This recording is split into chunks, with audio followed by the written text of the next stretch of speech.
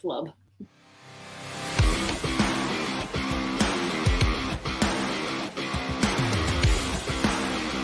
Oh, you didn't know?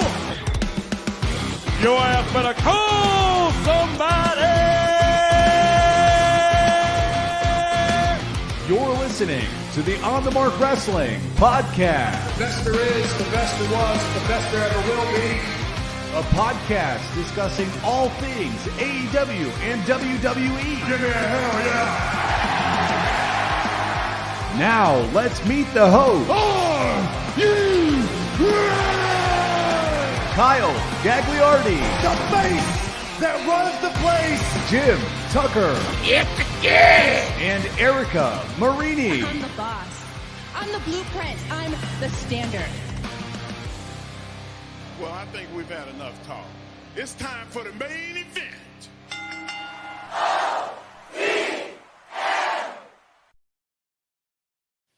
What is going on, everyone? You're listening to the On the Mark Wrestling Podcast, hosted by the Marks, for the Marks, and I am your host, Mr. OTM, Kyle Gagliardi, and as always, I am joined by my good friend, Jim Tucker, or as I like to call him, Tucky! What's going on? Oh, happy Thursday to you, my man. Rocking an all-out t-shirt. Sad, we'll talk about it. You and I are joined by at Erica_0328 on Twitter. Erica Marini. Sup, dog? Sup, dudes? Yeah. Happy Thursday. Great intro. Yeah. Mm-hmm. Yeah. Were you minding before, Tuck? Hey, Robbie. Yeah, Tuck was, as I was doing my intro, I noticed him. I was trying to keep a straight face. It's kind of hard because Tuck is a very funny guy, but, you know, I held form there at the intro. And Mikey, we've had enough talk. It's time for WWE Backlash Fallout, ladies and gentlemen. Yeah, that's why we're here, guys. Another good week of pro wrestling. Ryan Vogus also trickling in. He wants to know, Tuck, because you did flub this a few times. Is it Taco Tuesday again? Happy Taco Tuesday for everyone celebrating on this beautiful Thursday. Shoot me. You know, last week was a little turbulent in the teaching department, kind of crazy, end of the season, this, that, and the other. I know tomorrow is Friday. I've been counting down since Monday. 2 full weeks, and then a baby week after Memorial Day. We can do it. You're getting there, Tuck. Slowly but surely. And Erica, you just got done celebrating your 29th birthday at Monday Night Raw. How the hell was it? I did. It was awesome. It was a hazy time, but it was really, really fun. And it was a good show. Yeah, very solid show. Drinks were flowing. I bought you a drink. Did you take advantage of that? You did.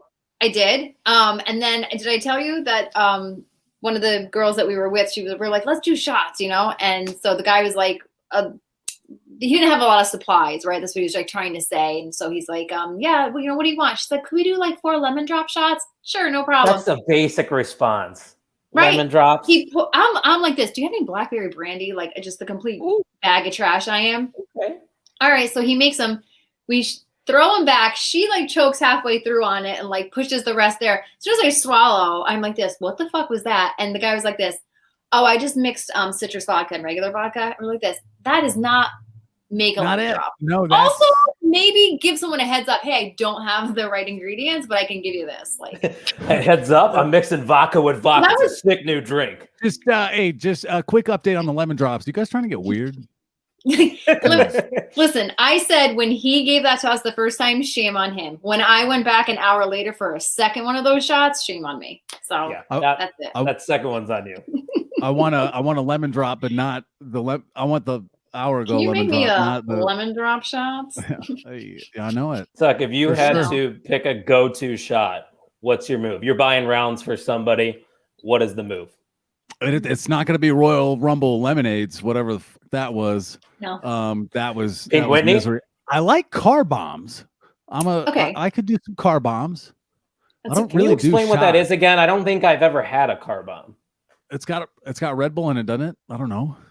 That's a. They're gonna let us know. Are you thinking of a Vegas bomb? You thinking of a Vegas bomb? That's my go-to. Vegas bomb. The car bomb is Guinness, and then a thing Carolyn's Irish Cream, right? I don't know if it's Bailey's or if it's just like Jameson or something, and you like drop it in, and then you chug it. But what else is good is baby Guinness shots. And I don't know if that's like a thing, but when I bartended, I used to make them. It's Cafe Patron. I hate it.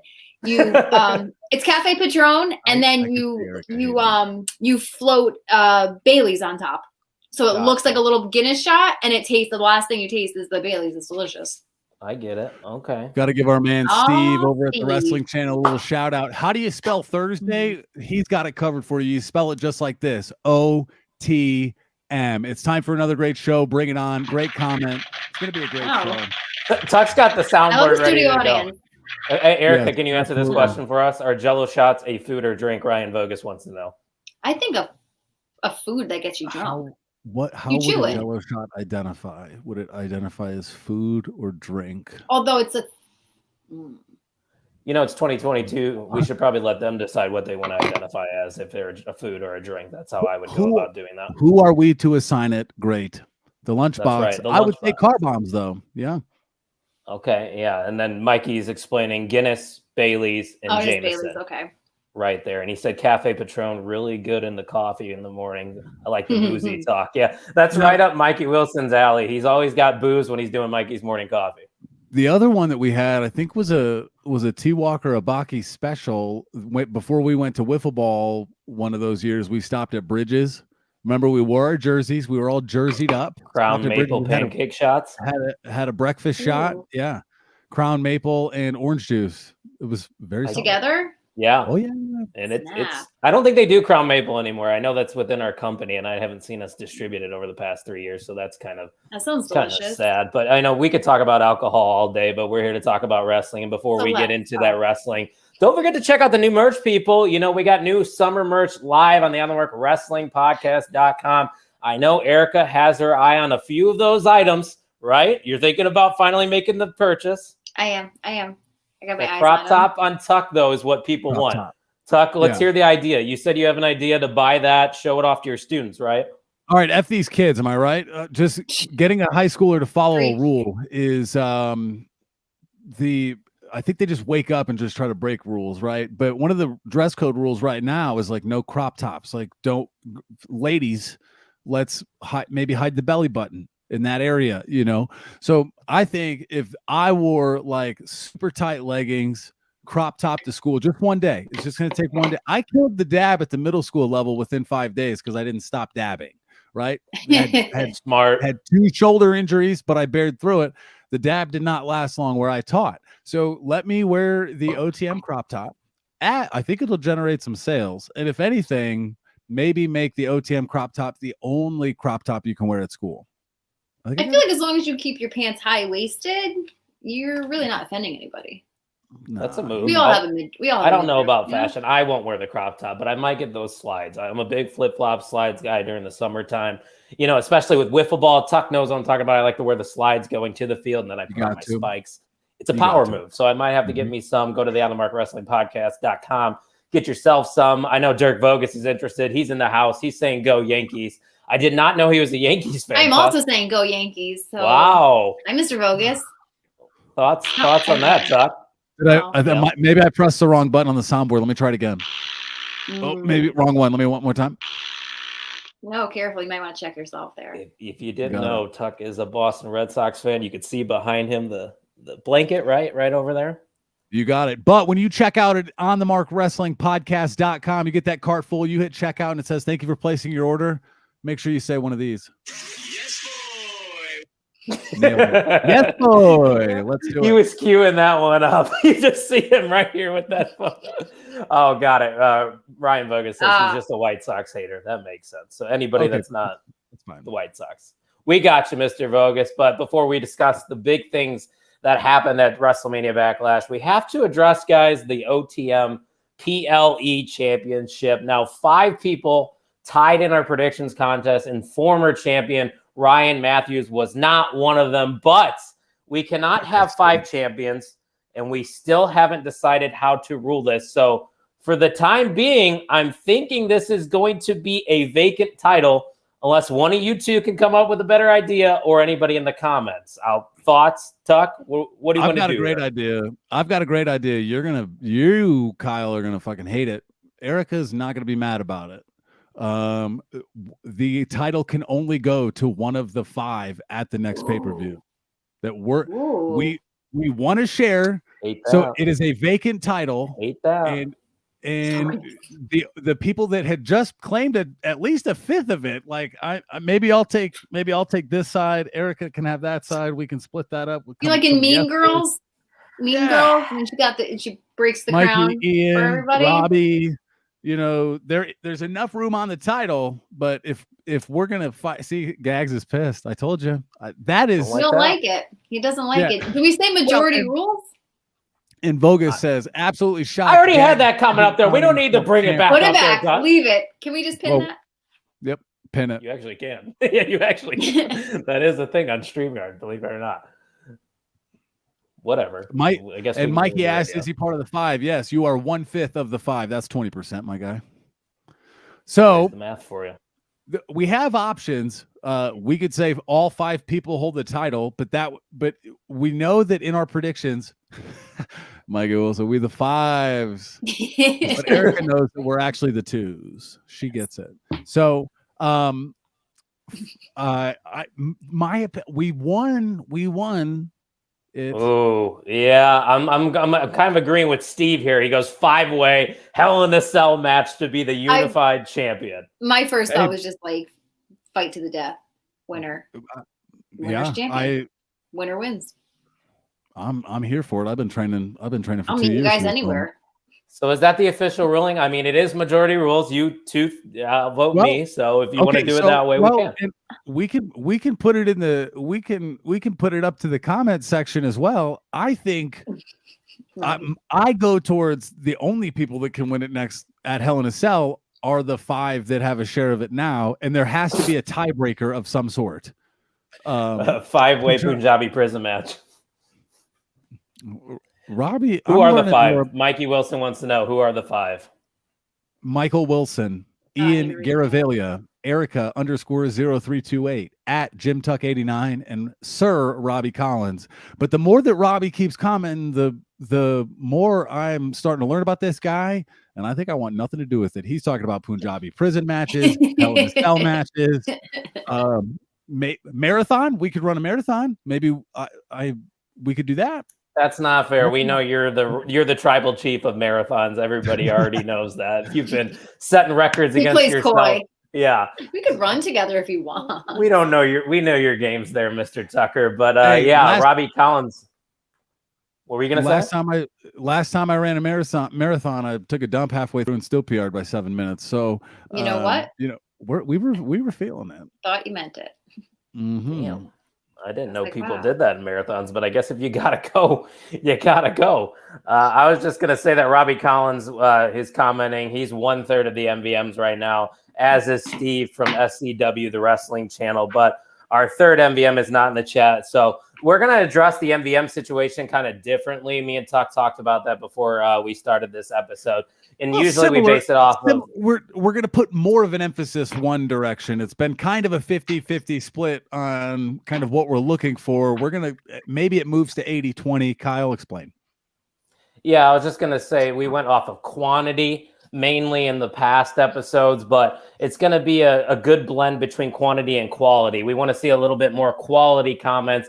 We do appreciate all the comments that we're getting in and that you are chiming in and interacting with us every single episode. But if you want to win the MVM, get that free sticker that Tuck's just got stacks on stacks over there like Cameron Grimes, then you're going to have to give us some quality comments as well. Erica, that seems fair, right? It does. I'd also like to put it out there that my vote can be bought.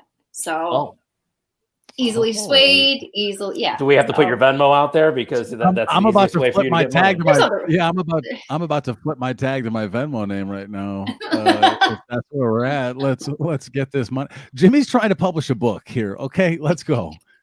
That's true. You're making big boy moves over there. So you know what? Just send us all of your money so Jimmy can make this book the best book out there on the market when he does release that. But let's get into some wrestling talk here, guys. Obviously, WrestleMania Backlash happened this past Sunday. And, it was a show that a lot of people going into it weren't that excited for and thought maybe that the build was very lackluster and that the card lacked a lot of title matches, but overall, for me at least, I thought this show definitely exceeded expectations. So how did you guys feel? We'll get into some of these matches, on their own, but as a whole, how did you feel about WrestleMania Backlash, Erica? Hi, Donna. Before we give our thoughts, we have to acknowledge the DSG of OTM, Donna Sopko Gagliardi in the house. Unbelievable. I was waiting. She's going on vacation tomorrow. She's headed out to the Carolinas with the fam. Oh, fun. Let's go. Have And that includes Ryan as well, right? He's on his way. That's right. The whole fam but me. Wow. Hey, you're a worker. I get to watch Jordy. I was going to ask, are you on Jordy duty? See, I would have gone on vacation, but man, I don't want anybody else to be in control of Jordy. I'm very protective over that dog. So, understood. Yes. I'll stay back with the dog and hang out. So it's good to see my mom in the chat. Robbie Collins said, Tuck, it's okay. He's like prime Randy Orton. He'll do any type of match for the title. Jeez, he's really coming at you. Well, are you tough enough to flip a coin for it? That's where I'm at. That's how we decide things like men. Flip that coin. No, yeah. So, Erica, Robbie says Backlash was amazing and it turned out much better than it expected. What was your overall take on this show? I thought the same thing too. I think matches always maybe look good on paper, and then how it actually turns out is up in the air. But I think top to bottom, it was a really good show, and I kind of started to view it differently too. Like, I know everyone was kind of making fun that it was called WrestleMania Backlash, but it's literally the first big event after Mania. So it's a lot of run over from Mania and feuds and this and that. So I kind of appreciate it now. And I like that it exceeded the expectations. Yeah, because WrestleMania isn't the end all be all. Some of these feuds are obviously going to continue past WrestleMania. So you have to have this pay-per-view that kind of is that good fallback, Tuck. So overall, I know we talked about it on the last episode that we really weren't thrilled about it, too excited, but once that card started to get going, man, it was hot from top to bottom. The poll that we ran prior to the show, 5-hour poll leading up to the show, we got 17 votes on it, 68%. The poll was on a scale of 1 to 10. Where are you at? 10 or 9, 7 or 8, 5 or 6, 4 or lower. 68% of the votes went to 4 or lower. So wow. The pulse going into it was. I was one of those bottom 4 to 10 too, but now I'm going into some of these pay-per-views, PLEs, with the idea that I'm going to almost purposely temper my expectations so that WWE and I can have a little fist bump under the table because I can expect a good show. And that's kind of what I felt like with Backlash after the first match, right? Cody and Seth, you're like, okay, maybe it'll be all right. And it was a good show. Yeah, very good. One more comment going in before we get into some of the matches from Mikey Wilson. Mania will always be Mania, but all this extra Mania stuff is taking away from it. WrestleMania, SmackDown, Raw, after WrestleMania Backlash. But hey, it's obviously working, right? I mean, we're going to still watch. We're still going to talk about it. And they put on a good show from top to bottom. So I'm really not complaining. But Tuck, you brought up that Rhodes and Rollins match. So let's get into that one because that obviously started off this premium live event. The story being told here, I thought was fantastic because Erica, it seemed as if they were trying to tell us that Rollins was more prepared for this one. Mm-hmm. He was trying to outsmart Cody, which I believe he did for most of the match. And some, and maybe even myself, would consider that this match at Backlash was a little better than their WrestleMania match. Where do you stand on that take? Yeah, I don't know that I could see the two of them ever having a bad match, but I was happy, and I do feel that same way, that I did enjoy it a little bit better. There was something different to it, and it could have been the whole Seth preparation. I really also didn't know which way it was going to go the whole match. I also couldn't remember who I think I had Cody winning. But I was nervous, right. But I liked it. I liked it a lot. I liked that Cody ended up getting the win. I liked it all, and I like that it's seemingly not over. Yeah, I definitely think we're headed to something else because obviously on Raw we saw Rollins get involved in that U.S. title match with Theory and Cody Rhodes, which we all expected. But hey, it makes sense because this can then go to Hell in the Cell. But Tuck, a criticism that I saw on social media is how Cody won by pulling up the tights. They're saying that's not a very babyface thing to do. But if you look at on the other side of things, Rollins tried to do it to Cody first. So isn't it just fair game? Yeah. Well, the thing that I took away from the tights spot was that you needed a kind of a reason if you wanted to get a third match out of it. If Cody wins clean, that's kind of it, right? Now Seth has a legitimate gripe. Although I tried to do that to you, you got me with it. You know it's unfair. Let's settle this in a Hell in a Cell. The thing is, you can be in a Hell in a Cell and still yank on some dude's tights. There was a little bit of me that was hoping to see a little bit of Seth Rollins' butt crack as well. Side note, just me. It probably was just you, Erica. Thoughts on the butt crack? Tuck, check your phone. I'm just kidding. Hey now. Like Robbie said, though, I think Cody versus Seth really set the tempo for the night. Two great performers kicking it off. Absolutely. Sure. The chemistry already between these two is absolutely insane. And Steve said the shorter length really helped this show as a whole. Yeah. No filler, no reason for the crowd to feel burnt out. And they were hot all night. That's a really good point because there's a lot of these premium live events that the WWE will do, Erica, and they'll throw in maybe one or two matches where it's like, why is this even on the card? But it seemed like everything on this card as a whole made sense. Agreed. We weren't even stoked about the Corbin Madcap match. And I feel like that's like a prime example because like that would be on like another pay-per-view and you'd be like, who needs this? And it's just like wastes time. But in this instance, I feel like every match meant something or added to something. Now there is the fallout. And I feel like Madcap was super over. I forget if it was it that night? Whatever. Either way. Yeah. Mikey, please put a question mark on the next one because I almost read this wrong. But when is a wrestler going to dub their finisher the roll-up? He also spelled there wrong, Tuck. But now I just feel like I'm being a teacher here. I did. Mike, you don't listen to him. I did read an article about an NXT talent called Fruity McFruity Pants, and as he comes up to the main roster, they're just gonna cut his name down to Fruit, so that when he does his finisher, it is the Fruit roll up. I can't remember. At first, I'm like, where the hell is this going? And then I started. Yeah. Well done, Puck. I can't remember. It might have been on somebody. I can't remember the article or the Twitter. I'd give him credit, but Fightful Select probably. Fruitful Select, actually. Yeah, same thing. He's on a roll. Yeah. This is why he's writing a children's book, people. It's true. It really makes a lot of sense. He's Focus. What do you say? What do you say? Hit the fart noise sound. Nailed it. Very, very fitting usage of the fart noise. But yeah, that was a great way to start off WrestleMania Backlash. So after that, let's talk about Edge and AJ Styles. I thought they put on another great match, but the story is more of how Edge won the match, Tuck, and Rhea Ripley ended up pushing AJ Styles off the top rope, which then led to that victory that Edge got. So now Judgment Day consists of Edge, Damian Priest, and Rhea Ripley. What were your thoughts when you saw the masked person? Did you think it was Rhea? And were you a fan of the way that they revealed her to this faction? Me? Yeah, I said your name, Tuck. Well, I expected Finn to, we spent a lot of time thinking Finn was going to flip, and he came out and started beating Damian Priest's booty, and I'm like, well, how's this going to work? That's not the first time somebody's been assaulted and then turned to join their team as a work or something. And then the person popped up, and I didn't know who it would be.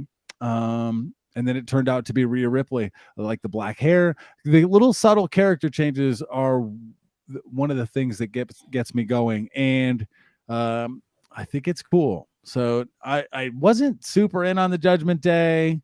I'm a little more in now. I am lukewarm if we're comparing it to water temperature. I'm room temp right now. Erica, where's your temperature meter at on the Judgment Day? Probably, yeah, room temp. Like Tuck said, when Finn came out, I was probably like you guys were, and I was like, oh, this is it, waiting for it. But then I noticed, and this is just like corny of me, the X on his butt, it was like the same AJ Styles blue. And I was like, I don't know, I felt like that meant something. So I'm like, if he was to turn on AJ like now, that would be like extra dastardly. As soon as I saw the masked figure, I think I texted the group and I was like, Rhea? Because like I felt like it moved like her. I could just, whatever. I thought it was her. It turned out to be, it turned out to be her.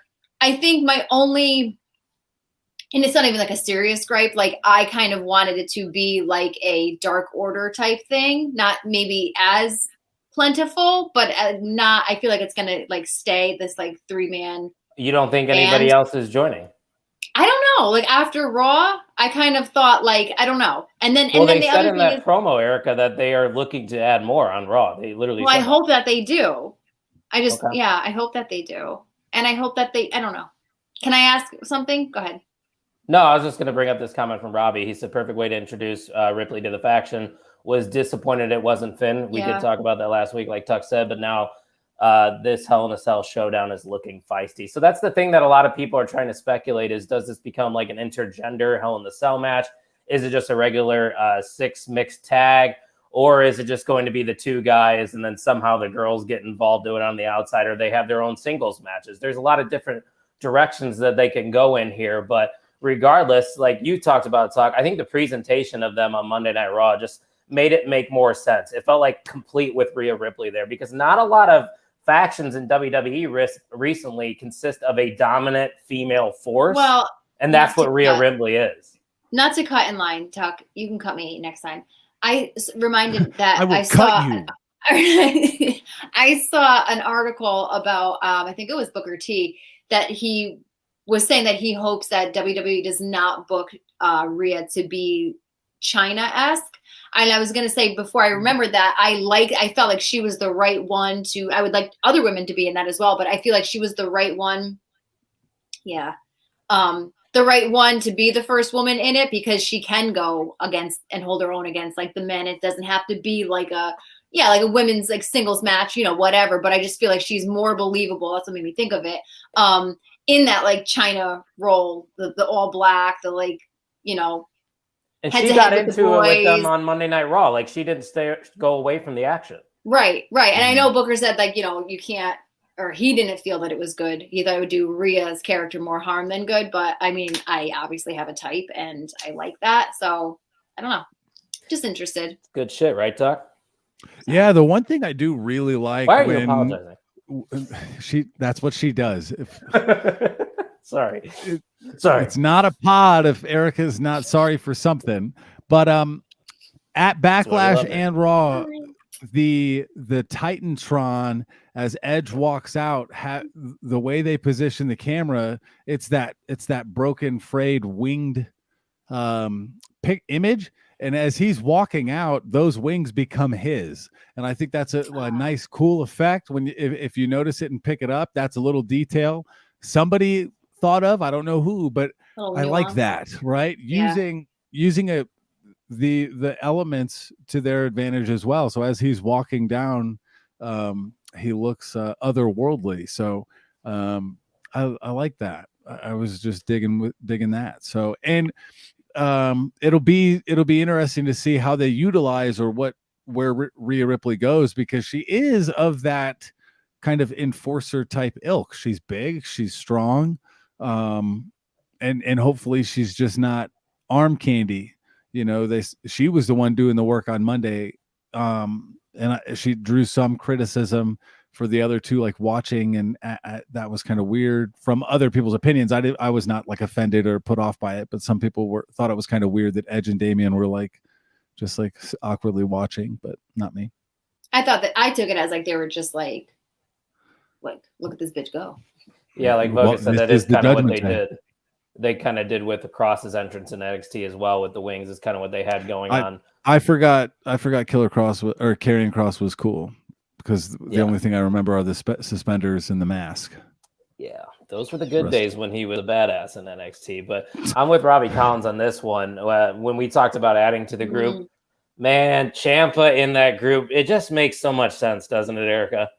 It does. I feel like he's just fits that perfectly. And he's got it all. Like I like that.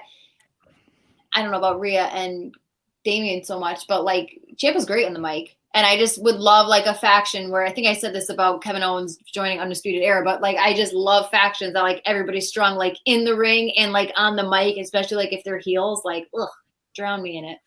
It's good stuff. And the WWE doesn't really commit to drown me factions that often. They have obviously the bloodline that they've committed to for a long period of time, but we haven't seen like a substantial group other than maybe the Shield or the New Day, and that's 3 people. So I want to see 4, maybe 5. Just keep this thing growing and let's make a big faction out of And this. can't you see, like, I know, like, getting another woman in there, but couldn't you see, like, maybe, like, Liv being the next one? Like, Liv feeling some way that, like, Rhea Hey, turned Julia on her, Hart her. this and that. And, like, I don't know, then, like, yeah, her and Rhea get into, like, a little baby feud, this and that. And then something happens where, I don't know. Yeah, like, Liv gets pulled in. Like, I could see that because Liv's like that. If you're adding another female, I think Shayna Baszler would fit into that pretty well. Depending on where you wanted to go with it, yes, she would be Yeah. another excellent choice. I mean, she's just a badass, and I think that group is very badass. The theme song I'm is ready. hitting I'm different. ready for her to get heated back up again. I'm with you there with Shayna. Let's go. Hell yeah. Let's go. I know Erica's What big the on kids say, Shayna. LFG. LFG. Robbie Collins said one thing I did get annoyed with, even on Raw, was that he felt like they were wasting a very good talent in Liv because she keeps losing and winning, and it's inconsistent booking, and can't build any momentum. I think that's the part of it, right? There's so many people that love Liv and support her. Every time you knock her down a little bit, it makes them like even more fervent that they are very passionate about seeing her successful. So I don't think she's done stumbling quite yet. Heat her up, cool her off. Heat her up, cool her off. Does she know that? That's a good Well, question. I mean, and that's a genuine question. No, it 'Cause is. sometimes I worry, like, I don't know. You don't want those talent if to she- get discouraged. My phone's open, my emails are open. If she'd like consultation, Coach a pep support talk. group. Yeah, Liv Morgan could definitely call me. I am happily married. Just She gotta can throw call that me out for other there. reasons. Just saying, just throwing it out there. I know she's like engaged to Bo Dallas out of all people. I Bo thought, why do you say Bo Dallas. why do you say out of all people, first of all? Second of all, I thought maybe that they weren't together anymore. I He's don't a know. weird looking cat. I'm gonna be honest with So you. what? I'm not the greatest looking guy in the world, trust me, but I mean Bo Dallas. I've dated some uggos. It's not about looks. Fourth Great of point, all, Tuck Yon Liv, a true underdog story. Steve agrees. yeah, With yeah, she's getting signs every week. People are in it, and I don't know what that means. Bonk Bonk means go to horny horny. jail. you. Yeah, Oh. he put that on me. He bonked me. Fair enough. All right, let's move on here to other matches on Backlash. You Ronda hit him with Rousey an defeated. inflatable hammer. Hold on, I'm not done with the. Oh no, bonk it's a thing. bat. It's a wooden bat. Bonk. Oh, Go to horny jail. Yeah, no, they it just sounds do like a this. clown squeaky hammer. Boop. That's a that boop, too. not a bonk. You're right. It's a, You just I'm gonna find it. debunked your own theory over there. I just debunked my own theory. Heyo. Did Jesus somebody Christ, say theory? Tuck is on fire tonight. Jesus, what he did say he was Damn. excited, and he gave a yes boy on Twitter. Damn. Tuck brought it tonight. You know who brought it was Ronda Rousey and Charlotte Flair at WrestleMania Backlash, because Ronda is now the new SmackDown Women's Champion. And of course, I got to get this out of the way. I just got to say this because I'm one of the few people that were very excited and looking forward to this match. I think this was definitely the second best match, if not the best match on the card. It delivered because I think we had a lot of physicality. The right woman goes over. And I think it's going to shut a lot of people up that are just, hating on Ronda Rousey because, man, sure, she's not great on the microphone, but whenever she gets in these big matches, she's delivering. They're entertaining. I enjoyed every little bit of this match. I liked it better I than I had, thought I would. That's all I gotta say. when the match was over, I was like, okay, yeah, that'll work. Or like, would have That'll liked do it at big. Mania, maybe. Probably would have wanted that at Mania instead of what we got. But they, aside from the storyline, that match delivered, and both of them delivered. Talk your mess about Ronda, but when the match goes, she does show up. So I thought that was I thought that was a great match. She doesn't phone it in. I agree with Steve. I thought Ronda and Charlotte definitely should have main evented. The story was there and the title was there. It was the only title match on the card. So it made more sense probably to main event, but with Roman Reigns in the match, that's probably why that got the last spot on the card. And this was actually Robbie's favorite match of the night. The way it turned out, everything he wanted in an I Quit match, both great. And the B word was flung around a lot. Erica, that seems to be the favorite word of Ronda Rousey, doesn't it? Ronda Rousey, I think she must have learned it from Natty. That's true. But overall, you enjoyed this match, right? Exceeded expectations. It did, and I liked it. And I liked I don't know if is Charlotte's injury for real, right? No, that's what I was going to bring up, is that I'm seeing that the reason they are writing off Charlotte off of TV is because I believe she's getting married to Andrade soon. All right, about time. About time. Well, I thought too, like, I mean, I can never tell if like the injury is real, and that's why they're, writing him off. But I also appreciate every single time that like a long running champion loses the belt, because you deserve a break. Like, go home and go be like normal for a bit. So either way, it'll be a different change of pace with Ronda as champion. I think it tied up that story nicely. I'm sure there'll be a part 3 to this, or part 4, whatever, how many feuds they've had. But yeah, it's time for a new era. Yeah. So Tuck, I was going to ask you this question, but Steve's kind of, leading into it for us. So we appreciate him. Now that Ronda is the champ, he says Charlotte is having a break. WWE needs to bring back Bayley. Hashtag Ronda versus Bayley. Would Bayley be the one you want to see take on Ronda Rousey next? Yeah, I think so. I think that'd be a great idea. She posted an image, a little kind of trolly, hinty, had being away and things like that. I don't know what they're doing with Alexa Bliss quite yet. It feels like they're transitioning away from the creepy stuff, but Lily's still around. Maybe they still have to try to sell some stock of that or whatever. But Was she still? What did she have for Monday? Yeah. That was during the second. I was at the bar for the second lemon drop. So Lemon match it's lasted as long Alexa as- Bliss. I was like, this. Okay, not Yeah, an Alexa Bliss guy. Sorry. You're not a guy though. Nor am I an Alexa Also Bliss. true. Just wanted to put that out there. Full of facts. What about you, Erica? Who's next? Do you like the Bayley idea? I love Bayley. I've been missing Bayley. I want Bayley back. I think it makes sense, and I hope that it's heel Bayley, obviously, that we get back. Anyway, yeah, I think she'd be a great first opponent. Yeah, I was talking on Steve's show. He went live a couple hours ago, and I was saying, like, we need that cocky Bayley character if it's going to be against Ronda Rousey. And he brought up the fact if that storyline progresses, that eventually you could do a double turn of sorts too, because he was thinking, and I'm going to give him all the credit, this is totally his idea, that now that Bayley returns, hypothetically speaking, the crowd would be behind her because they missed her. She's going to get that face reaction already. So why not just do a double turn? Because Ronda can probably turn off being a heel better than she can being a face. Can turn off being a heel or turn what? Well, I'm just saying she could be a better heel than face. That's basically Ronda? Yes. It's more natural for her. I guess. You don't I think don't know. I think sometimes part of the heel is like mic work. And I don't think the crowd's behind her like heel Ronda on the mic. I know, Robbie, I saw that, made me sad. I'm sorry. Don't worry, Erica, I'm with you. I'm not an Alexa Bliss guy. I mean, I'm glad she's back, but I've never been a fan. Taka, what's your take on Alexa Bliss? She's cool. She's got a pig at her, and then she's he married died. to Ryan. Oh, he died. She had a pig, and she's married to Ryan Cabrera. If we want to go into karaoke, on the way down, I saw you and saved me from myself. See, that's so what I actually know. How about Alexa Bliss? Right? Am I right, ladies? Yeah. No further comment. Did see her win that one match the one time too. Oh, you saw that one too? Yeah. are No, you she talking cashed in about? Money in the Bank after she won. Oh, we saw her right. do that. I'm kidding. All right, bogus. The fuck are you talking about?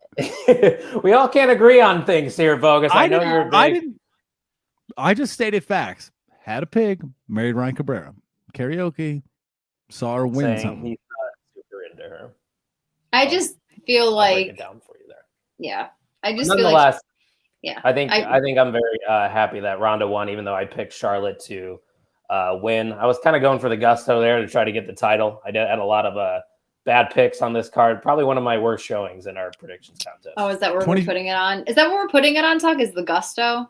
Yeah, big gusto win blew his predictions into the shitter. Apparently, 3 out of 12 people that 3 out of the 12 people that we actually kept after being spammed picked Charlotte Flair over Ronda Rousey. So 25% clip, not great. You were just frozen. No.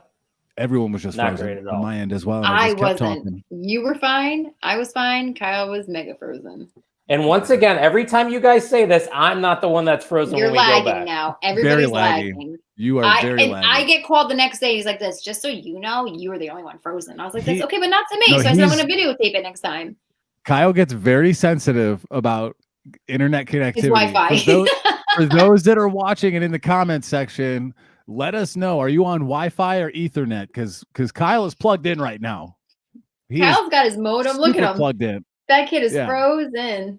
Oh, He's gone. see ya. He's out. We'll see it. And we're back.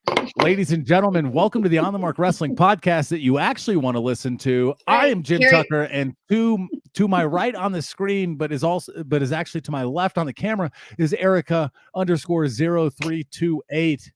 Erica, how we doing tonight? I'm good. You ready to get some like karaoke going? Because Steve liked it. This tweet. It feels this like pig has, yeah, it feels like we have a weight lifted off of our shoulders. I Feels feel we like can finally Big Brother's not watching. Yes, yeah. So Yeah. yeah. Yeah. I enjoyed the Charlotte and Ronda match. Calling back to the results for the Edge versus AJ Styles match, everybody picked Edge for that one. So that was the only clean sweep we had in our predictions. And then 3 people chose Seth Rollins over Cody. Kyle was one of those people too. So Kyle was 3-3 at Backlash. So although he enjoyed the show, it wasn't didn't go That well gusto for him. will get you every time. And for the record, Kyle just group texted us. My computer randomly connects me to Wi-Fi when I'm connected to Ethernet. He's very frustrated.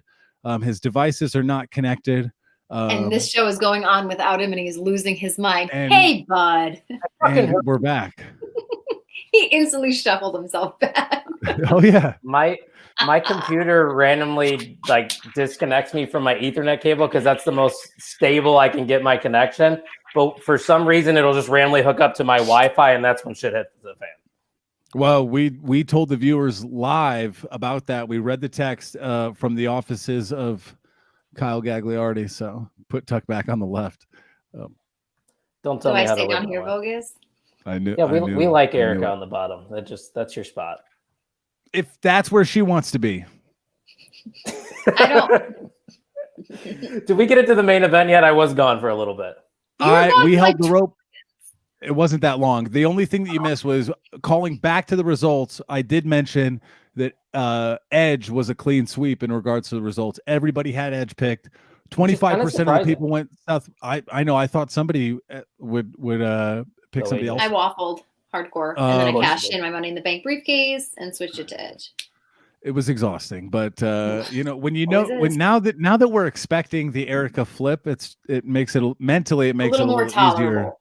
knowing that you're just gonna I should just always go last. I'm now just seeing the comments from Ryan Vogus. I just think he would like this show better if I wasn't on it. He also bonked you again, horny. I mean, that's probably true. I'm not going to deny that. Actually, I am going to deny it. We're on Facebook. My mom could be watching. So let's I move on. don't know to what you're denying or not. I think it's very self-explanatory, Erica. But all Are right, you- here we go. are you Let's go on. On me right now? Okay. No, I am not. Jesus Christ. Here we go. This show just got off the rails already here on episode 94. I Let's know. transition to the 6-man tag here in the main event because there really wasn't any implications on the line, but I still thought the main event was solid. I was surprised, though, to see the Bloodline win. What did you guys think about that? You also we skipped Omos and Bobby Lashley. Well, I wasn't going to go over there. Oh, don't go there. I wasn't Okay. going to go over all the matches because we don't have a lot of time. Thank you, we Robbie. only Collins. have however long we're on here for. You're right. So, What a main event. Am I right? Oh, all 3 of us picked RK Bro and Drew McIntyre, so that went well for the 3 of us. Erica and I needed RK Bro to bring it home, so she and I would be tied with Robbie Collins, leaving 3 at the top, which might have been a little bit more doable for the title, which we have yet to resolve. The 6-man tag was great. Thoughts? Erica? Yeah. I don't remember a lot of it. Were you drinking during this evening or no? That was Sunday night? Yes, it was. Yep. Yeah, I don't remember, but probably. Fair enough. Fair enough. I just was very surprised that Roman, I mean, I shouldn't be too surprised that Roman got the win, but I thought this was a way to progress this story in a way where Roman doesn't eat the pinfall, but RK Bro or something gets the win over the Usos. Because I think the baby faces really needed a credible win here in the main event. Same. And I remember my reasoning for taking the Usos was I thought that they would, or I'm sorry, that I took RK Bro, was that I thought that ultimately once that unification happens, that Bloodline is going to win that or whatever. So I just thought that the opposite would win Sunday, and then that didn't happen, which kind of like throws a wrench and makes me wonder about all of it. But that's also going on. Like Roman, he's another one that's going to like need a break. No. And don't you kind of feel like Randy Orton is like hot AF right now? And like, he could be a very credible one to take it. And then in the same vein, he's also like a great transitional champion. Like he doesn't need it. It's fantastic if it happens. And he's like definitely the right one, but I don't know. Yeah, and you brought up Roman potentially going away. That's something that we are kind of seeing now on social media, that he's being pulled from future events coming up, not working as much on the schedule, Tuck. So, I mean, obviously, I think they're still going to keep the belt on Roman. It's just their way of, just going on, pushing this to WrestleMania and not getting the title off of Roman Reigns, but, protecting him in a way that he's not on TV every week. I think they're just trying to give him more, like he's wrestled so many house shows and things like that. I think they're just trying to keep tread on the tires with him because they are seeing him long term. And one way to encourage him to stay is like do less of these small house shows, but maybe still go to Reno in July. That's not going to be a small one. That's going to be a great show. Wow. Yeah. You know what they say about those Reno crowds? It's wild. $500 front row for a house show. Thoughts? No. It comes with a meet and greet, and I'm like, I will take I'll take not those seats. Meet and greet with who? The entire roster? All of them. I'd pay for it, and I get to write a show. I'd do it. Buy it. Sign me up. Yeah, I was a little floored by that because I was like, okay, I'm gonna spend a little bit if it's good. I'm not spending $1,000 on a house show, but I think it's more to protect Roman and encourage him to stay long term, because if it's 150 house shows a week on TV all the time, every PLE main event type thing, he could look at that. He could look across over to Hollywood and say, I get my own trailer. I got to work at, I get as many takes as I want. I don't have to be right the first time. And they're going to give me a bag every time I do one of these freaking movies, and I can take however long off I want. I think they're trying to kind of not protect him, but take care of him, keep him healthy, and give him more of an environment that he's going to want to show up to. Healthy and happy. Happy. Yeah. I mean, he's the guy. And he said it in Trenton, New Jersey, like the Madison Square Garden house show. He's probably still on that, right? Because they had a production crew. They filmed 100%. Angles. That was part of the build up to Mania. So he's probably still going to hit some of those big ones, but it's like, do you have to, you probably don't have to go to all of these smaller ones, even though it would be great. And I think that's one of the things that makes house shows so special. And you could pop in. I can see Roman Reigns here when I'm normally in the nosebleeds seeing a blur thing of him.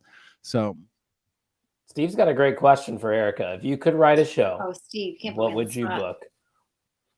If I could write a whole episode of Raw. Well, first off, how are we kicking off? So next week's Raw is starting off.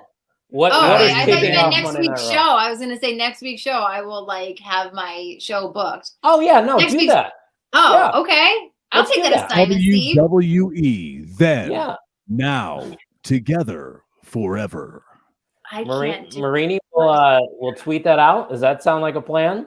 Yeah. I like this question from Steve. This could be something here. So we'll see how Erica could, and I'm going to use Mikey Wilson's former show, #Book It Better here for Monday Night Raw. So Dirk Vogus asked, can I please ask a quick question? Absolutely, Dirk. About the tag team match on Monday Night Raw. Was the move that Riddle landed on Randy Orton outside the ring really accidental, or a little taste of what's to come down the road? It's a great question. When I saw it, my first instinct was it was just a little hint, a little tease, a little crack in the foundation. Nothing major. We're not breaking up anytime soon, but it was a little loosey-goosey, and that just happened. So that's my thought on it. Especially since the consensus and what would be the most juicy is if Riddle turns on Randy. Absolutely. That would be an RKO out of nowhere. But and Riddle got yeah. some shine in the 6-man. They put the spotlight on him Yeah. there for a minute, because I'm a purist and I love RK Bro. Dirk, complete accident. Definitely was not part of the story. And I would like to put a healthy amount of respect on his cordiality by asking if he could ask a question. Dirk, you said please. I acknowledge you. Yes, sir. I also acknowledge you, Mr. Vogus. We probably won't get a Bloodline promo until Solo joins the main roster. Yeah, that could be something that definitely happens because I believe Solo Sikoa has a matchup next week on NXT to get into the North American Championship match. I'm not 100% sure, but he kind of just seems to be hanging out in NXT, and then they can take the Bloodline to the next level by calling him up. And that's how you can just keep the ball rolling here with this feud. And then Vogus kind of agreed with you guys. He said put it on Randy for a transitional period, and hopefully he can drop it to Riddle and get him one away from tying the record down the road. I agree. He's like the Punk of WWE, of whatever, championships, WWE championship, and let him be a transitional champion. It doesn't hurt him, and it would only help whoever's taking it. Could it be the summer of Randy Orton? Oh, there we go. Steve said, looking forward to that. Woo, WWE Steve stands for Written with Erica. Nice. I like it. That's respect. No one get your hopes up. Yeah, we're going to look at Erica's booking and be like, God, this is the worst fucking show I've ever seen in my life. You have to pretend you love it. She's like, well, Samoa Joe's coming back. He's going to come back. Listen. Because that's how I talk. Actually, it is. My fingers went, and I was like, that felt right. I did tell one of my teaching buddies to fuck off the other day, and he gave me a funny look, and I apologized for saying it like that. I didn't apologize for the words because I'm a savage. As long as you didn't say it while teaching, I think that note would have been across the line. Mr. Tucker, can I go to the bathroom? You can fuck off. How about that? Okay. There's 77 minutes left in class. You can hold it. That would go over well, I'm sure. So yeah, that's about 50 minutes of Backlash talk. So let's get into AEW Dynamite here because it was another great Dynamite. It seems like consistently they are the best weekly show, and it kicked off with that Owen Hart quarterfinal match between Adam Cole and Dax Harwood. And I don't think it really surprised anyone that these two started off with a banger because Harwood, Erica, like we've talked about recently, has really gotten the chance to showcase his singles abilities over the past month. And even in this loss, he still looks very credible. I mean, Adam Cole's advancing to the next round, but this is still good business for Dax Harwood and FTR. I think I love and respect that probably the most about AEW is that you had, and I said this before, is that you have typical tag team guys such as Dax Harwood, and you put him in these singles matches and he gets the opportunity to prove himself as a singles competitor, and it doesn't need to be like shenanigans on the outside with Cash and everything else. You know what I mean? It could just be the match that is meant to be and like give him that opportunity. Sorry, the stupid Adobe pop up. I loved it. And like you said, even though he lost, he still came out a winner. And I'm officially meeting him June 10th. So really? Yeah. Hell yeah. They're doing a show in Massachusetts, and it's FTR. I think I've told you this. It's FTR managed by Bret Hart. Oh, dope. Versus Brian Pillman Jr. I don't think Brock you told us about Anderson, this. I think, and Arn Anderson. So we're doing the meet and greet with FTR and Arn. That's a hell of a show. I got red just thinking about it. Yeah, it's gonna be awesome. Robbie Collins said he forgot AEW was even on. As long as Chris Jericho was on at some point and he was good, I'm happy. Yeah, we're not going to talk about what Jericho was doing because we're not feeling the Jericho Appreciation Society, so we won't really get into that. But Tuck, this opening match, man, and a lot of criticism has gone the way of maybe that they booked Adam Cole, but it seems like he's kind of back on track here in AEW. I think so. The fans are still doing everything he's known for on the entrances and things like that and reacting. What I look for out of Adam Cole is for him to kind of solidify himself as a lone star. We've always seen him attached to people, and I want him to win. I want him to win on his own. But that's my only criticism because it does feel a little similar to what he was in NXT, and if I'm going to switch brands, it's a chance to refresh my brand and my style. I want to see him, he can lead a faction, but I want to see him out there alone and winning matches without the help of the people that are with him. I think I really hit the nail on the head, not to pat myself on the back, but I think I really hit the nail on the head when I said that he was a big fish in a little pond in NXT, and now he is a big fish in a big pond with other big and bigger fish in AEW. And Bobby Fish. As well, yes. How much fish could Bobby Fish fry if Bobby Fish could fry fish? People forget. Shout out to Riddle.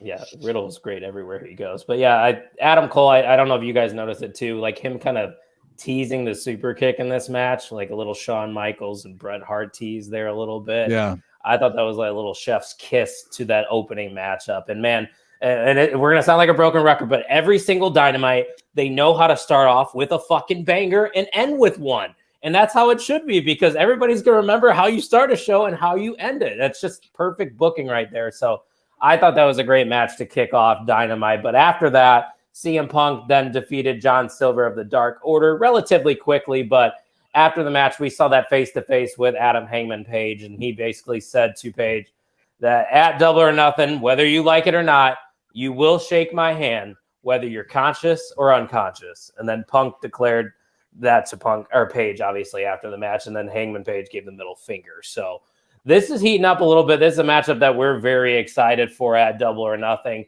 I don't know if they're really playing the face or heel side. They both are kind of just being themselves, but even that little touch at the end of that match, I thought was good business. And I think Punk coming out in that Islanders jersey, I felt like he was like really leaning into like that heel, even though like it's CM Punk and everyone's gonna like cheer for you anyway. But yeah, I'm happy you called it, and I'm happy it's happening. Tuck, anything to add? Nope. All right. Nice. Appreciate you inputting that match. Let's move on then here to Danhausen, who debuted and lost in seconds. Hook saves him after. The crowd obviously loves it, but you know how I feel about Danhausen. How did you guys feel about this Danhausen debut match? If that's what we get, like okay, he comes out, he's got the fun animatronics, and he's like the weird now him with Hook, a lot of Rock and Sock Connection vibes, right? They are not the same. How do they go to get RK Bro type ish vibes? Hookhausen, they've got a fun name. I don't know.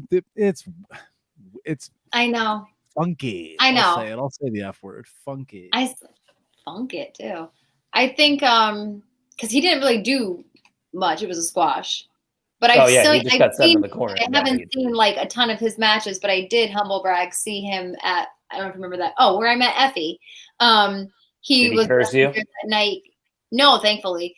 But he like there's so much more like to him, like everything that Tuck like pointed out and is doing, like, yeah, that's it. But like he had like a jar of teeth, and like he's so jar of teeth? Yes, because I was like, what did he just dump out? And Bobby was like this. Oh, that was teeth. I was like, oh, of course. Ooh, instead of tax, it was a jar of teeth. Yes. So I mean, like he's just very like gimmicky, but like it works because I don't know why we're all like eating it up with spoons, but it's like it does work. But I think having him look super weak and needing that protection from tough guy, vulnerable, yeah. Yes, yeah. So I think that was like a way to sort of like. Do you guys watch Brooklyn Nine-Nine? Like I think he betaed the alpha and like got Hook to come down and like save him, this and that, and whatever. Maybe not be, but overall, I think that's kind of like what happened. That like very wounded puppy vibes. Yes, when he was in the corner, and then he had the courage to extend his hand for a shake. Kyle, you like him, you love him. No, I like Hook though. You will like Danhausen, or you will be hooked. Or you will be hooked. No, I mean, I'm a hooker. I'm a hooker. Will be cursed. I'm not a big Danhausen guy, but you heard that pop, man. When Hook came out there for the save, and obviously he was in kind of his hometown, I believe, Long Island. But man, I love the way that they're presenting him, and he doesn't really need to be shot put it into a title scene right away. The dude's 22 years old or something like that. This is like a perfect way to just like get people to like him, show some personality, get a little weird. And then now he's still got this undefeated streak with him, and he could take that over to a title match in like a year. Like it's a good starting point. I feel this is going to be super over. And their credit to AEW for seeing the crowd response and then putting him on the pre-show, right? Like at Double or Nothing, he's on the pre-show tagging with Danhausen instead of and a lot of people cheered yesterday instead of Tony Khan saying, well, that's what the people want. We got to put him in the middle of the card on Double or Nothing now because people like the one thing. They're treating Hook as a prize commodity. He's the draft pick that doesn't get called up too soon. Yep. So doing it right with him. I'm there. Yeah, I'm there in that aspect. I'm behind that. I'm not convinced on Danhausen, but Hook makes a lot of things better. So I agree. Even the fact that they had him speak and it wasn't like this big, I mean, it was a big thing to all of us, but then it hasn't become a thing where like when Kane started talking, you know what I mean? Like, and zero disrespect, but that just went from like 0 to 60, whatever. So I just feel like they're kind of like easing into this. And I don't know. I like this as what'd you say? Nothing. Go on. I don't know. I like Whenever I cut off Erica, she loses train of thought. She's like, I do. Did you say 619? No, I didn't say that. Okay, that's what I thought you said. No, that wouldn't really make sense. Speaking of 619, where the hell the Mysterio's been in WWE? They haven't been on TV in like a month, right? And he's on the cover of the video game they're still trying to sell. I know. Speaking of video games, AEW's got that one apparently coming out later in the year. I saw that. The graphics weren't great. Did you guys see the gameplay? It is arcadey AF, but that's the Ukes kind of style. Sure. And I heard there are some ripples in the water between Kenny Omega and Ukes. He's basically saying Ukes is a effing nightmare to work with. So interesting. I know he's very active in the gaming community and has a specific vision. So we'll see. It doesn't have to be a great game, but it can't be ass, right? It's their very first video game. Yeah, it has to hit. It comes out when it comes out. You've had however long you've decided to make it. 2 years probably. If it's released and it's not good, just be ready for that smoke, because that is a demo that WWE has a handhold on right now because their game is actually good.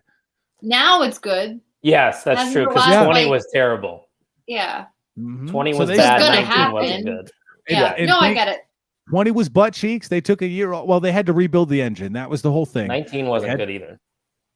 And that was when they separated from 2K, who had the engine. 20 sucked because they had to rebuild the engine for it, and it wasn't very good. And so they took a year off, and the gameplay is really good. Is it thin? A little bit, but they have been updating a lot. Dominic should definitely be on NXT. For me, he just isn't main roster right now. This is from Robbie Collins. Apart from when he is tag teaming with his dad, I would agree with that. I think Dominic would actually be very solid on NXT and look pretty strong down there. And maybe he gets called up. Put Dominic with Legado del Fantasma. Who did he? Legado del Mysterio. Who did he face in NXT? Remember, he was down there recently. Yeah. Was it like Dolph, or like was it when Dolph was down there? Something with Miz. That was like before the Mania thing. It was something with that. Yeah, like a big pop coming out. But like that's what I think too. Would that pop remain? I don't know. I agree with Robbie. Like I feel bad for the kid. I don't think he's main roster ready yet. I don't think we're main roster ready for Dominic. It's a good point from Steve. He said Tony Khan needs to stop signing people because that roster will be so out of date on the video game. It's the opposite side of the WWE. WWE is just firing everybody that's in their video game, and then AEW is just picking up so much talent that they probably can't keep up. That might be. Did you guys see Eddie's fig? No, I didn't. It looks awesome. I screenshotted it. I'll send it to you. Did you see Eddie retweet the happy birthday to you or happy born day to Erica Marini? I did, and like he doesn't know me on Twitter, so I felt fine. I laid that one up for him, and he slammed it. He did. That's cool. That's cute. Little assist there. Confirmed guest in the future. That's cute. That's cute. Did you get a personal video message from anyone? I got a personal.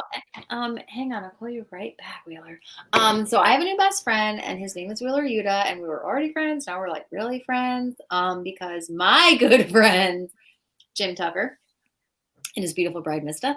I have a wonderful cameo from Wheeler Yuta, and you see my cheeks right now are hurting from smiling, and it was fucking awesome, and I loved it. Shit, that sounds really cool.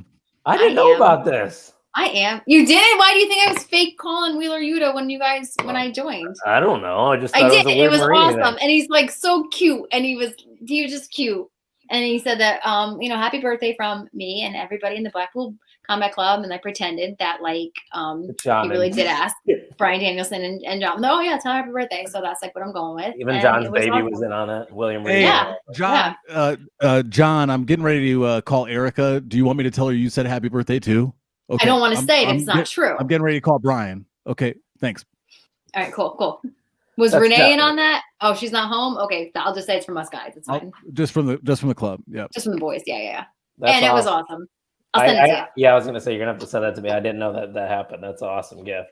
Robbie is clarifying that it was Raul Mendoza that he faced. Mendoza. The last time we saw him was when Dominic got destroyed off a veer. Gotcha.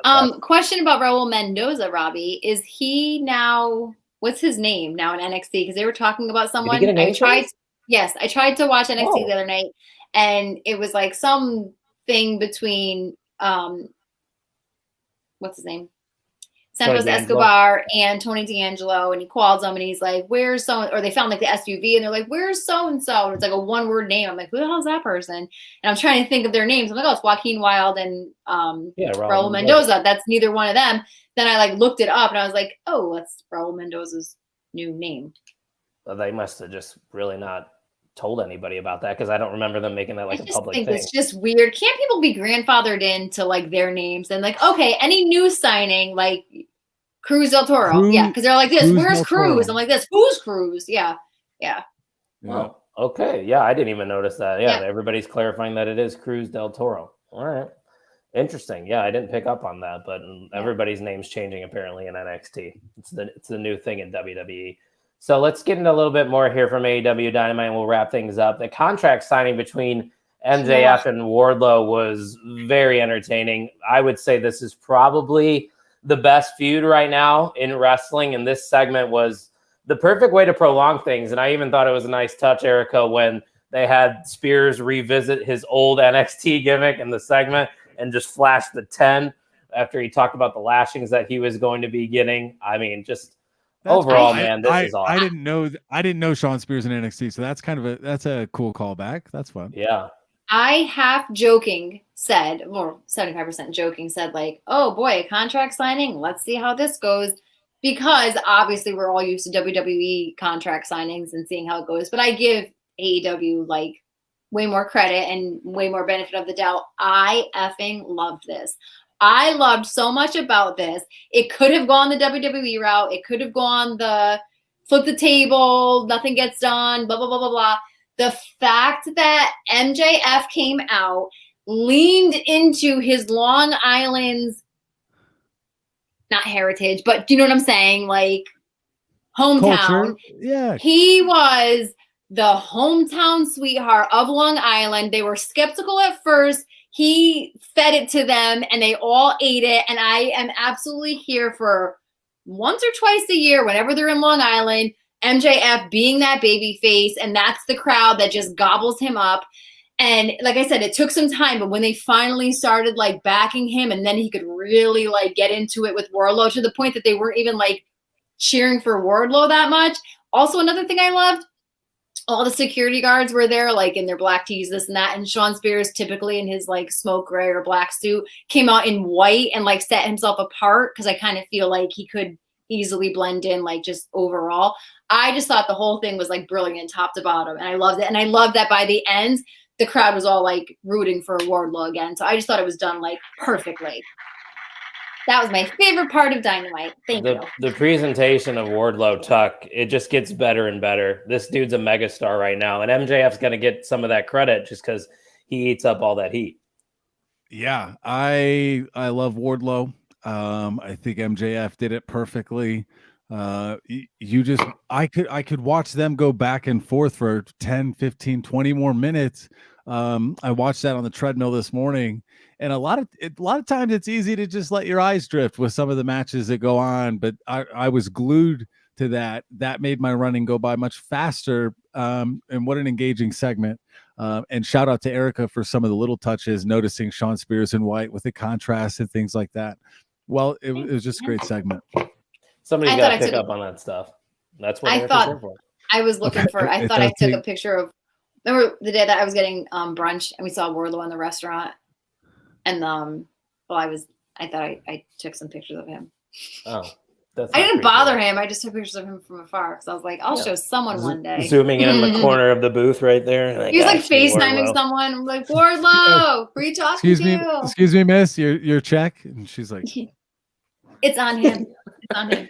Yeah, right. Mr. Seabass Lowe, said that. good Lowe. If that's Seabass over there, yeah. Anyone, Dumb and Dumber? Yeah, No. big No? meaty men, bumping meat, love him. Yes, that is Vogus's Yeah. favorite saying right there. Big meaty men bumping meat. So he's definitely a big Wardlow guy. I also picked up, I don't know if I'm crazy, if Wardlow doesn't win, he doesn't receive a contract from AEW, right? They put that stipulation on the match. Correct. Doesn't that make it kind of obvious though, Tuck? I was gonna say then, how could that be? I was obvious to me that Cody was going to win that match when he could no longer. That's a good point. No, I don't. There's things, right? There's a way. angles. There's things he could do with it. He never signed with AEW, but maybe he becomes the first champion in ROH now that Tony owns it, and because of that, he gets back. There's a lot of things you could do with it. It depends on how long they want to fuck around, like with that kind of shtick. So, you definitely lean one way, and that's where I'm at. But I watch AEW with a much higher eyebrow sometimes when they do that kind of stuff. It's a good point because, like, right when they announced it, I was like, "Oh, Wardlow has to win," but maybe there's a way he can have a match to earn a contract, and it's like a handicap match, and he has to overcome all these obstacles. Yeah, gauntlet, just something that if he did lose to MJF at Double or Nothing, that he would be able to, earn his chance back into the. Can't though it. I was gonna say, like, I'm trying to think of how like a DQ would like, I don't know, play into it. Just like a way around it. Yeah, I'm sure there is something that could happen, and then it just prolongs. You're just saying then it prolongs the feud even more. If it didn't happen, yeah, no. Yeah, but are they really the type of company that's going to do the DQ finish? I feel like that's not the AEW way of finishing a match. No, and it could be like not as a rule, but I think there's an exception to every rule. I feel like it could be done right. Young Bucks did one of these stipulation matches, I think, too. They overdo these gimmicky things. But I like it when it comes to MJF. I like that he puts every one of his like major opponents through those like phases that like it fits his character. You gotta earn your yeah.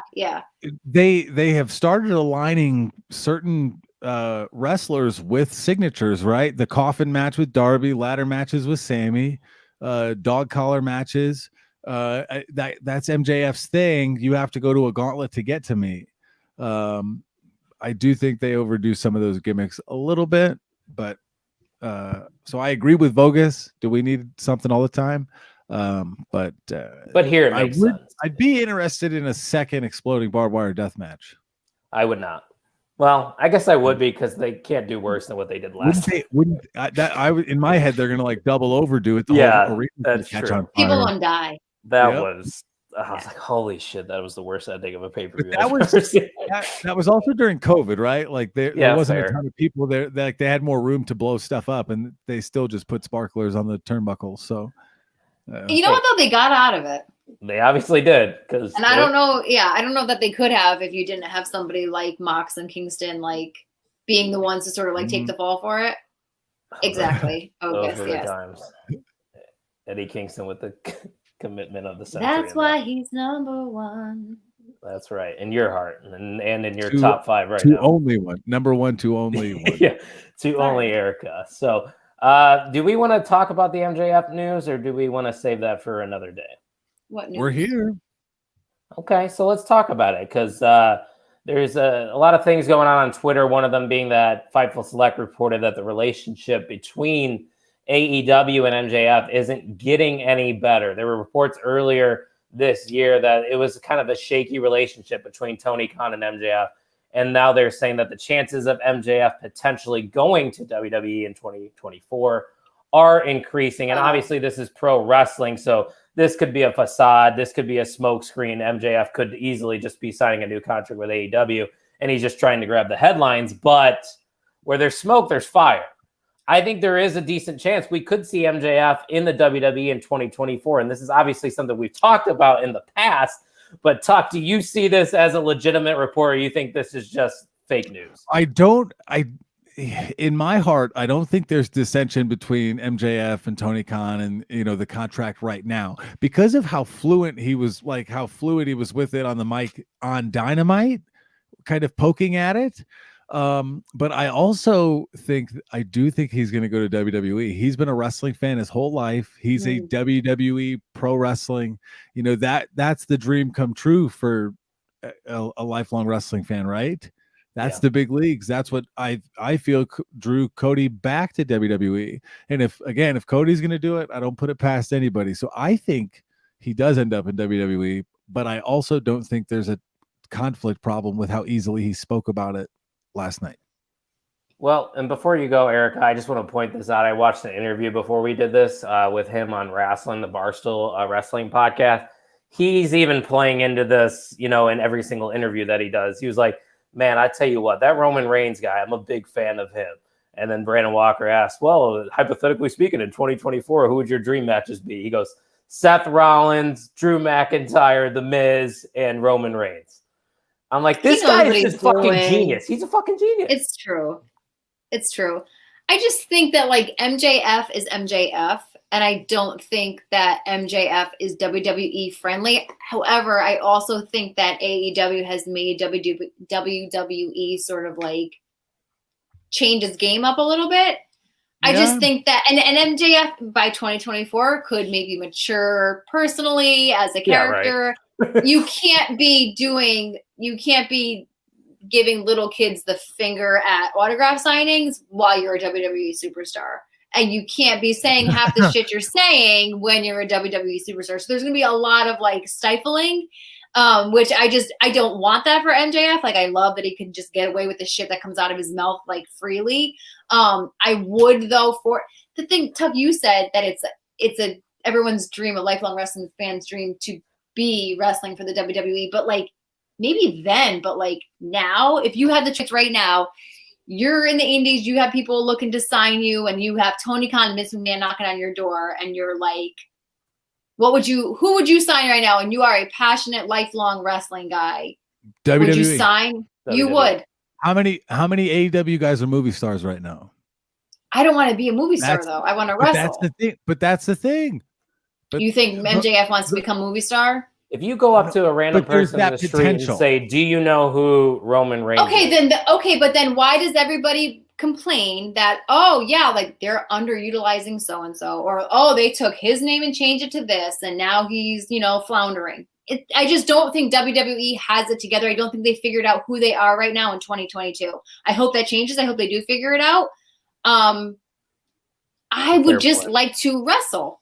That's it. I would want to wrestle. I want to put on good matches. I want to have respect put on my name. I don't need the $1 million. I think it depends what your goals and aspirations are then, Erica. I guess that could be. Because if you, from your point of view, that makes sense. If you're just going out there to do bangers, have the best matches, get a good paycheck. Yeah.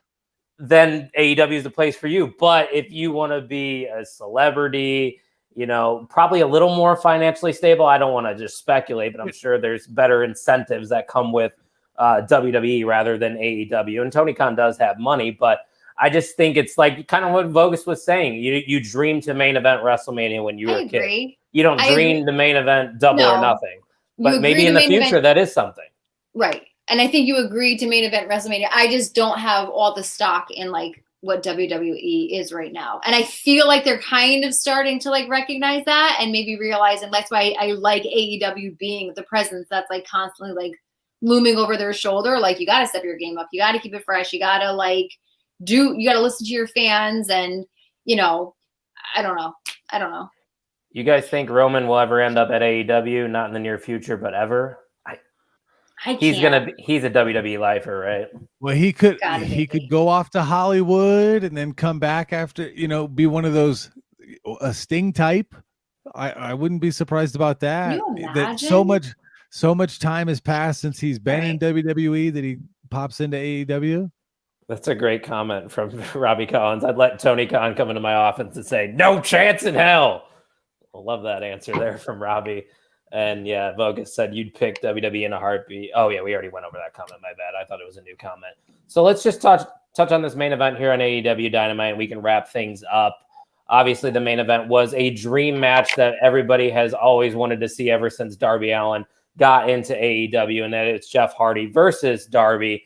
And this really wasn't your prototypical wrestling match, but more of the car crash match, high spots that we expected and what we wanted to see. And man, it was short and there was a lot of good spots. And this is exactly what I wanted to see between Darby Allin and Jeff Hardy.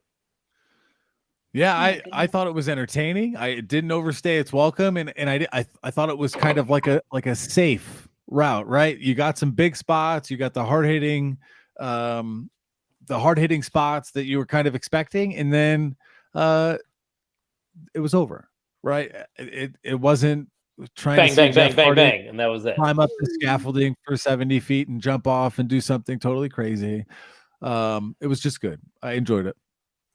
Erica, a critique I see about these kinds of matches, like, oh, Darby's so young. What, he doesn't need to be doing these spots and it's going to shorten his career, which is probably a fair take, but with the mentality of Darby Allin, I don't think he gives a fuck. It's funny that you just said that, because I think it was Bob. If it wasn't you that said it, I think it was Bobby last night that said that Darby Allin doesn't project to be doing this for too long. So he kind of just goes balls out right now while he can and does these kind of, crazy matches while he can still survive them, and just wants to put on these type of matches for the next 5 years or so. And then like whatever happens from there happens. But I respect it. And that's not for everybody. I would never do that to myself. I'm like, pussy. But I'm saying, like, somebody like Darby Allin with that mentality, 100%. Yeah, I totally agree. Darby doesn't care about the fame. He doesn't care about longevity. Well, he's just there to do crazy shit. Would he be the celebrity that he is without doing that in the first place? Like, they said that about Jeff Hardy his whole career. He's still doing it. Yeah. And Darby has a blueprint of how not to treat your body along the way. It's true. As Jeff Hardy did. So he could last a lot longer. You think you're going into it, yeah, let me just like punish myself for 5 years max. That's it. And then, all right, I feel still good 6 years in. Do any of you agree with me? When that match ended and Jeff Hardy got the win, fuck you, Erica. I was thinking, and obviously Darby's not going to be too harmed by this, but when's the last time Darby got like a good, meaningful win in AEW? And that's where I'm like, does Jeff Hardy really need to be the one advancing in this tournament? You know what, Maybe though? you know why? I think that he does. I think he does, because if Jeff Hardy, Darby Allin is your pillar. Darby Allin will come back next week, and whatever match he's in or whatever shit he gets into, it's going to just make sense. Jeff Hardy loses last night, and I think he falls to the wayside. What does he do? Does he tag with Matt again? Does he come back and job out to somebody? I think he needed it. Do I think he goes all the way? No. But I also think that this Owen Hart tournament has provided a lot of upsets, and it surprised me a lot. And if I had to put money on it, I'd be a broke bitch. So I don't know. I kind of like that he won last night, because I don't think Darby needed it, but I think that Jeff did. There's always something next for Darby. I don't think there's always something next for Jeff Hardy. Yeah, I think that's a fair point. You actually might have convinced me on that one, which is very, very rare. And no, I don't have anything else to add. I think you really hit it. Tuck, you have anything to add about this match, or are you good? I'm good. It was good. I enjoyed it. I thought overall this was a very, very good Dynamite. Probably one of my favorites of 2022. I don't know if any of you would be in the same boat. I told you, Kyle, I forgot what you asked me. Oh, about whatever. About we had no Wi-Fi, and we're like, okay, like trying to like screen mirror it off of somebody's phone, and like nothing was working. So then we just partook in other activities, and then like 9 o'clock, I'd say, kind of came back, and I was like this, oh shit, and I forgot we ordered Popeyes. So it was a good night. It was a very good night. What'd you get from Popeyes? I always get the spicy chicken sandwich, Cajun fries. That's my girl. Sweet heat sauce. Yeah. However, that shit's fire. The girl at work turned me on, so I got a 12-piece of the wild berry beignets that came warm. Oh my god, they were wild berry beignets. Like in New Orleans, like the beignets, like the little pastry. But they're filled with wild berry like jelly, basically powdered sugar. They come in like a bag that are all like fried and like super warm. Yeah, delicious, divine. I had about 8. We talked about booze, we talked about food, and we talked about wrestling today. And that's just another episode of the On the Mark Wrestling Podcast, episode 94. The fact that we are this close, guys, to episode 100 is crazy. I sent out the text earlier this week. We got to start game planning here. Like this is a big deal. We're coming up to 100. 100. I know. Very excited. We should probably ask the listeners too, whether you're watching live or at a later time, if you have some ideas of what you'd like to see, what you'd like to hear, let it be known. Follow us on Twitter at Pod on the Mark, all that good stuff. But before we head home, Tucky, it is that time of the episode where we have to award an MVM. And Erica, we had 3 outstanding MVMs last week, but I think it's fair to say we had a clear-cut winner this week, right, Marini? Me?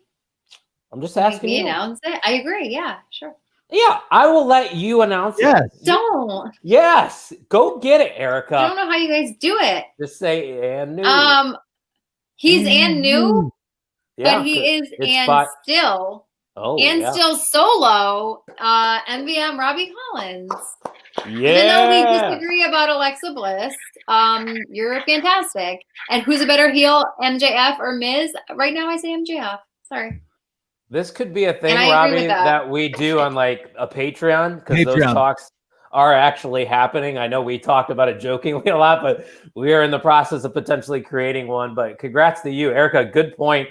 Not only is he and new, he is and still because he had a share of the MVM, and now it is rightfully his. Tuck, thoughts?